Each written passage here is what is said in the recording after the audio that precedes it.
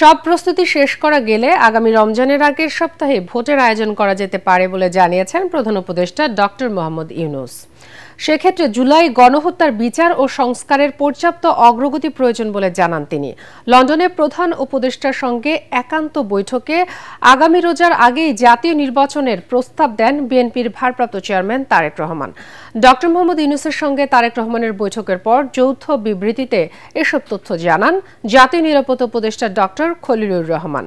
বৈঠক ফলপ্রসূ হয়েছে বলে দাবি করেন বিএনপির স্থায়ী কমিটির সদস্য আমির খসরু মাহমুদ চৌধুরী। সুরঙ্গের শেষে যেন আলোর খোঁজে ছুটছিলেন, যে আলোয় আপাতত কাটল বাংলাদেশে উত্তাপময় রাজনীতির আধার। লন্ডনের ডরচেস্টার হোটেলে পদ বেয়ে বৈঠকস্থলে পৌঁছালে তারেক রহমানকে এগিয়ে এসে ডক্টর মোহাম্মদ ইউনূসের উষ্ণ অভ্যর্থনা সরকারের সাথে বিএনপির দূরত্ব গোছানোরই আগাম জানান দিল।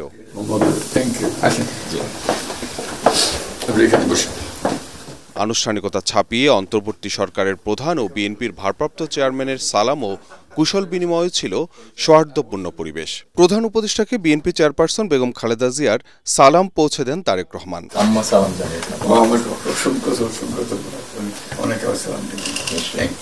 শুরুতে কিছুক্ষণ সরকার ও বিএনপির প্রতিনিধিদের নিয়ে বৈঠক করেন ডক্টর মোহাম্মদ ইউনূস ও তারেক রহমান।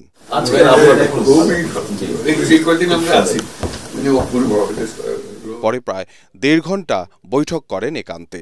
বৈঠক শেষে সরকার ও বিএনপির পক্ষ থেকে যৌথ বিবৃতি পাঠ করে শোনান জাতীয় নিরাপত্তা উপদেষ্টা ডক্টর খলিলুর রহমান। জনাব তারেক রহমান প্রধান উপদেষ্টার কাছে আগামী বছরের রমজানের আগে নির্বাচন আয়োজনের প্রস্তাব করেন।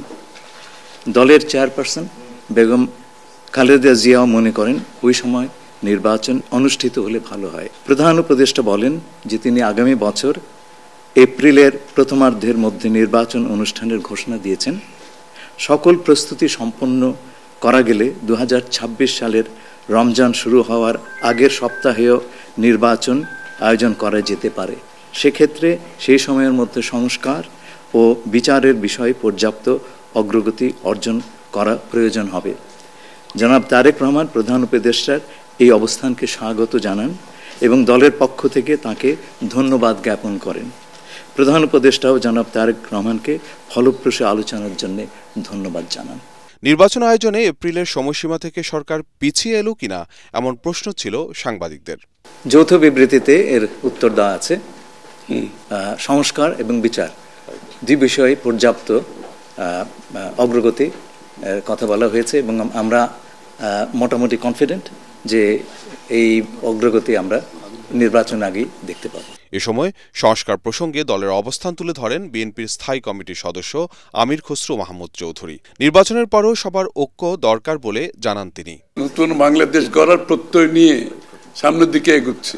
সবাই আমরা চাই দেশ গড়ার যে প্রত্যয় আমরা নিয়েছি, আমরা ঐক্যবদ্ধভাবে সেই কাজটা করব। শুধু নির্বাচনের আগে নয়, নির্বাচনের পরও বাংলাদেশ গড়ার যে প্রত্যয় নিয়ে আমরা সবাই ঐক্যমত হয়েছি সেটা আমরা সামনের দিকে এগিয়ে নিয়ে যাব। নির্বাচনের আগেও কিছু সংস্কার হবে যেখানে ঐক্যমত হবে, আর নির্বাচনের পরেও সংস্কার অব্যাহত থাকবে। এর আগে প্রধান উপদেষ্টার সঙ্গে বৈঠকে অংশ নিতে লন্ডনের পার্ক লেনের হোটেল ডরচেস্টারে পৌঁছালে তাকে স্বাগত জানান জাতীয় নিরাপত্তা উপদেষ্টা খলিলুর রহমান। এ সময় হোটেলের বাইরে ভিড় জমান বিপুল সংখ্যক প্রবাসী বাঙালি। তারেক রহমানের প্রস্তাবে ফেব্রুয়ারির মাঝামাঝি নির্বাচন আয়োজনের সম্মত হয় প্রধান উপদেষ্টার প্রতি কৃতজ্ঞতা জানিয়েছেন বিএনপির মহাসচিব মির্জা ফখরুল ইসলাম আলমগীর। ডক্টর ইউনূস তারেক রহমানের আলোচনা ফলপ্রসূ হয়েছে উল্লেখ করে তিনি বলেন, এই বৈঠকটি দেশের রাজনীতিতে টার্নিং পয়েন্ট। জাতীয় ঐক্য ধরে রেখে গণতন্ত্রের পথে এগিয়ে যাওয়াই হবে মূল লক্ষ্য। সব অপেক্ষার অবসান ঘটিয়ে লন্ডনের ডরচেস্টার হোটেলে অনুষ্ঠিত হলো ডক্টর ইউনূস তারেক রহমান বহুল আলোচিত বৈঠক। বৈঠকটির সফলতার উপর নির্ভর করছিল দেশের রাজনৈতিক সংকট থেকে উত্তরণের পথ, যা অনেকটাই পূরণ হয়েছে বলে মনে করছে বিএনপি। বৈঠক শেষে দলের পক্ষ থেকে তাৎক্ষণিক প্রতিক্রিয়া জানাতে গিয়ে দলের মহাসচিব বলেন, আগামী রোজার আগেই নির্বাচন আয়োজনে প্রধান উপদেষ্টা সম্মত হওয়া দেশের গণতন্ত্রের জন্য সুসংবাদ। বৈঠকটি সফল করে তারেক রহমান তার রাষ্ট্রনায়কোচিত গুণ আবারও প্রমাণ করেছেন। প্রথম একটি বৈঠক যেটা সত্যিকার অর্থে গোটা জাতি অত্যন্ত উদ্বিগ্ন ছিল, সেই বৈঠকটিতে তিনি আল্লাহর হুকুমে সফল হয়েছেন। সত্যিকার অর্থেই এই বৈঠকটি একটি টার্নিং পয়েন্টে পরিণত হয়েছে। যে বিষয়গুলো আলোচনা হয়েছে তার মধ্যে প্রধান ছিল যে নির্বাচন ইস্যু। গোটা জাতি আনন্দের সঙ্গে লক্ষ্য করলো যে আপনার এইটাতে প্রধান উপদেষ্টা সম্মত হয়েছেন এবং তারা ফেব্রুয়ারির মাঝামাঝি সময়ে নির্বাচনের সময়সীমা নির্ধারণ করেছেন। মির্জা ফখরুল বলেন, সব অনিশ্চয়তা কাটিয়ে দুই নেতা প্রমাণ করলেন জাতীয় স্বার্থে বাংলাদেশের মানুষ ঐক্যবদ্ধ থাকতে পারে। সবকিছু অনিশ্চিত অবস্থায় চলে গিয়েছিল, সেই অবস্থাটাকে কাটিয়ে তিনি জাতিকে এই দুই নেতা আবার সামনের দিকে আশা নিয়ে এগিয়ে যাওয়ার স্বপ্ন দেখিয়েছেন। এখন যেটা প্রয়োজন হবে, অতীতে যে সমস্ত ছোটোখাটো আপনার একটু কথাবার্তা হয়েছে সেগুলোকে ভুলে গিয়ে সামনের দিকে জাতীয় ঐক্যকে আরও দৃঢ় করে এবং যেটা বলা হয়েছে আপনার সমস্যাগুলোকে সমাধান করে নিয়ে আমরা যেন অতি দ্রুত একটা নির্বাচন, যেটা বলা হয়েছে ফেব্রুয়ারির মাঝামাঝি সময়, সেই নির্বাচনে সুষ্ঠুভাবে সুন্দরভাবে যেতে পারি এবং জাতির যে আকাঙ্ক্ষা সেটা পূরণ করতে পারি। দোষারোপের রাজনীতি না করে জাতীয় ঐক্য ধরে রেখে দেশকে এগিয়ে নিয়ে যাওয়ার আহ্বান জানান বিএনপি মহাসচিব। জাতীয় নির্বাচন ইস্যুতে একক কোনো ব্যক্তির সঙ্গে আলোচনা করে সিদ্ধান্ত নেয়ার চেষ্টা অন্য সকল রাজনৈতিক দল ও জুলাইয়ের শহীদদের মর্যাদার প্রতি অবমূল্যায়ন বলে মনে করে জাতীয় নাগরিক পার্টি এনসিপি। তবে রোজার আগে নির্বাচনের বিষয়ে বিচার ও সংস্কারের দৃশ্যমান অগ্রগতির শর্তকে ইতিবাচক হিসেবে দেখছে দলটি। এনসিপির সিনিয়র যুগ্ম আহ্বায়ক আরিফুল ইসলাম আদিব তাৎক্ষণিক প্রতিক্রিয়ায় এটিএন বাংলাকে এসব কথা বলেন।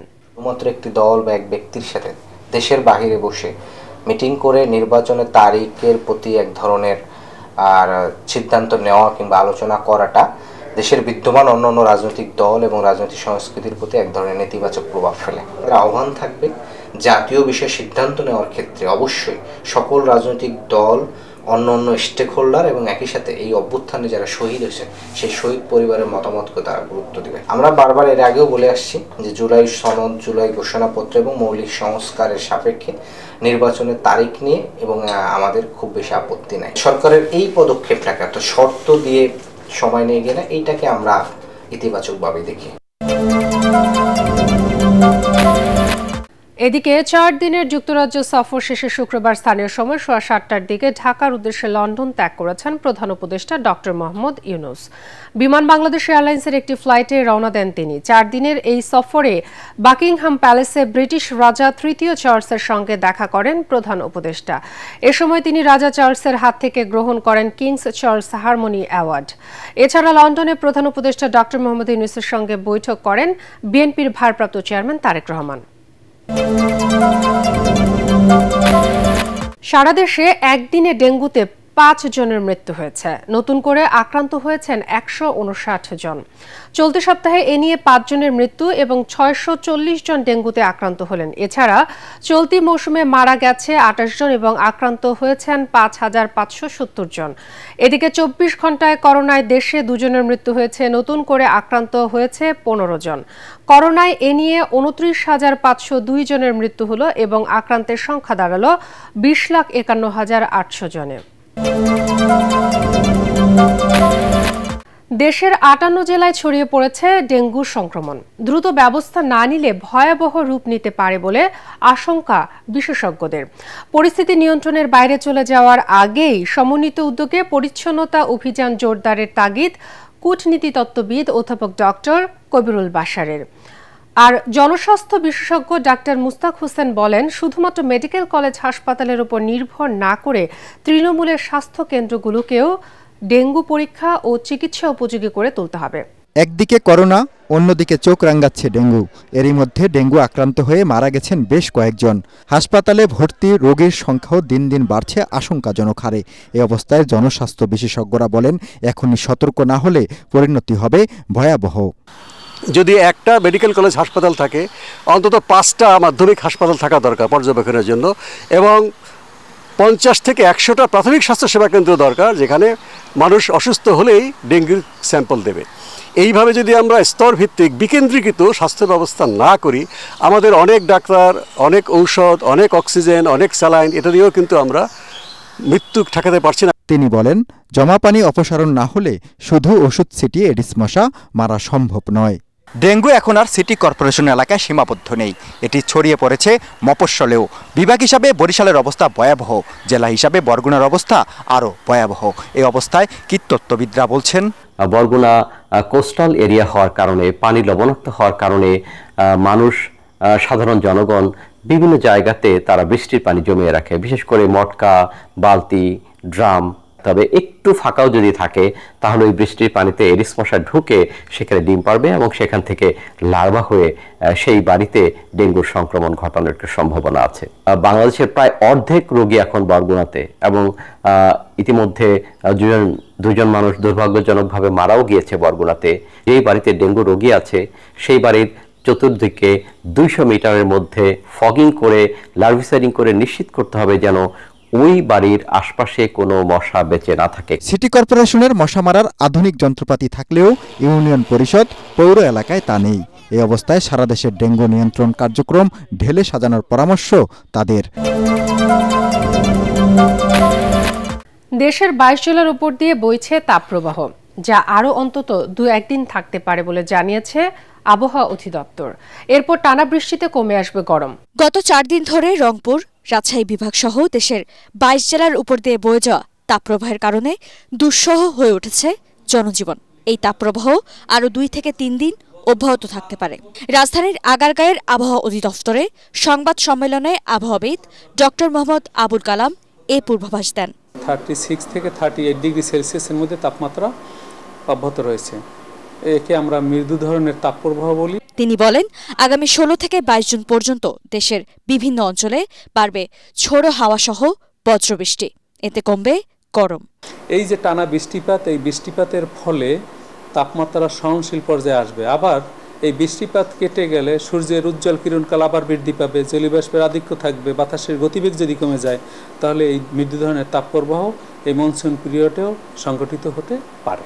তবে বৃষ্টির শেষে আবারও তীব্র গরমের আশঙ্কার কথাও জানানো হয় সংবাদ সম্মেলনে।